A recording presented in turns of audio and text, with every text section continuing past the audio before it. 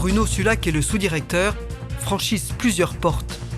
Un escalier, le parloir avocat, quelques couloirs encore. Plus de 400 mètres. Jusqu'à l'aquarium, l'endroit le plus dangereux, à quelques mètres seulement de la sortie, d'où les surveillants ont vu sur toute la prison.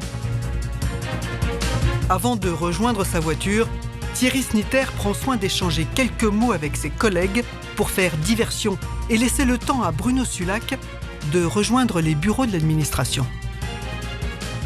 Il est censé rentrer dans le bureau du premier étage, d'où il pourra s'évader. Ce qui n'est pas prévu, c'est que ce bureau sera fermé à clé. C'est là l'erreur. Donc, Bruno Sulac, voyant que ce bureau du premier étage n'est pas accessible, va se réfugier au deuxième étage et se cache dans un placard en attendant mieux. Planqué dans l'armoire, Bruno Sulac tente de contacter le sous-directeur pour lui dire qu'il est coincé. Il faut que Thierry Snitter revienne déverrouiller cette fichue porte du premier étage.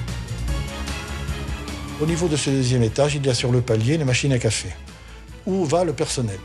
Et il se trouve que précisément à ce moment-là, il y a des personnes qui sont autour de la machine à café et qui entendent du bruit dans le local administratif. Ils s'aperçoivent qu'une personne avec un talkie-walkie leur fait face. Quelques minutes plus tard, un homme tombe d'une fenêtre du deuxième étage et s'écrase sur le ciment. Les gendarmes de garde se précipitent. Ils se penchent sur le corps disloqué. C'est Bruno Sulac. Il est transporté à l'hôpital, il prononce quelques mots un peu incohérents dans l'ambulance, et puis il tombe dans le coma.